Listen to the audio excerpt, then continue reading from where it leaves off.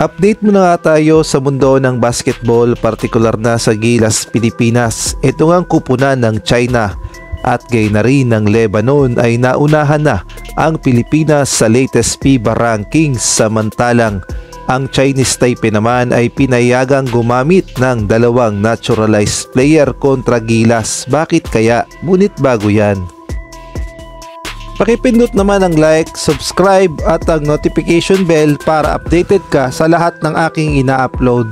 At kung gusto mong magpa-member sa aking channel ay pindutin mo lamang ang join at automatic ka na sa mga shoutout. Abala na nga ang Gilas Pilipinas sa paghahanda sa kanilang magiging laban mamaya kontra nga ito sa Chinese Taipei sa third window ng FIBA Asia Cup qualifiers. At ayon nga sa latest report ay inilabas na ang FIBA Rankings Volume number 3 sa third window at katakatakang bumagsak ang ranking ng Gilas Pilipinas.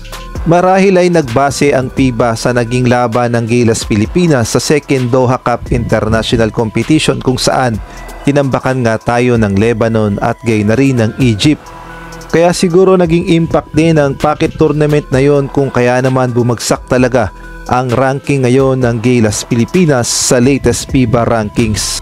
At ito nga ang inilabas ng FIBA sa kanilang latest FIBA Power Rankings sa third window ng FIBA Asia Cup qualifiers. Number 1 ang Australia, pangalawa ang Lebanon, pangatlo ang China, pang-apat ang Japan, pang-lima na lang ang Pilipinas, pang-anim naman ang Jordan, pang-pito ang New Zealand, pang-walo ang Korea, pang-siyam naman ang Qatar, pang-sampo ang Kingdom of Saudi Arabia, pang-labing isa ang Iran, pang-labing-dalawa ang Chinese Taipei, pang-labing-tatlo ang India, pang-labing-apat ang Guam, pang-labing-lima ang Thailand at ang panghuli pang-labing-anim ang Bahrain.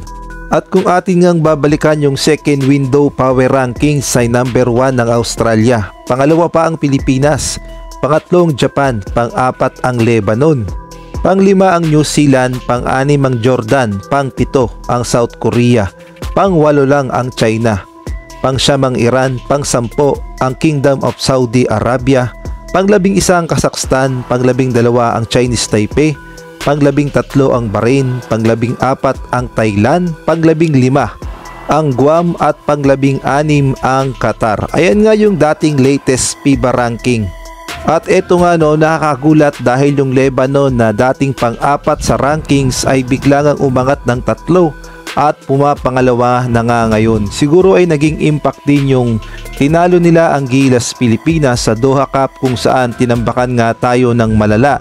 Siguro ay nakita yon ng FIBA kaya naman kinonsidered silang number 2 ngayon sa power ranking sa Asia. Ang sobrang nakakapagtaka lang ay itong kupunan ng China na alam nating lahat na hindi pa naman qualified sa FIBA Asia Cup.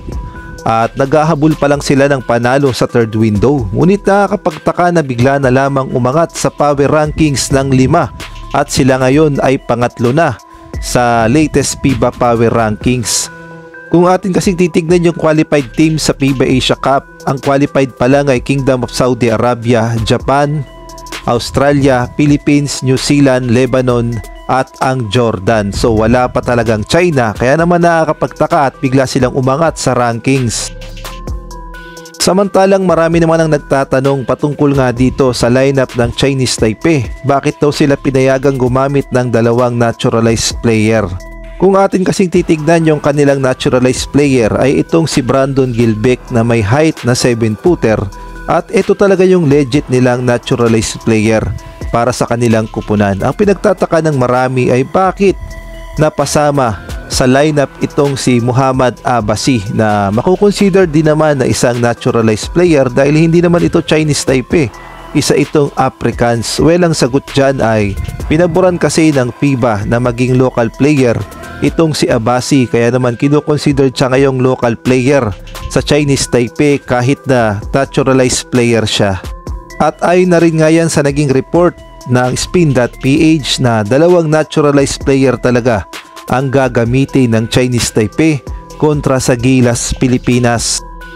At marami naman ang nagsasabi na malaking bagay talaga ang pagkawala ni Kai Sotto sa Gilas Pilipinas na nagsisilbing rim protector, shot blocker at pinakabakod ng Gilas Pilipinas, lalong-lalo na at re-rematch pa naman tayo sa Chinese Taipei at gayon na rin sa New Zealand. Kaya naman marami ang nagsasabi no kay big problem daw sa Gilas Pilipinas at paniguradong matinding adjustment ang gagawin ni Coach Tim Cone sa pagkawala ni Kai Sotto.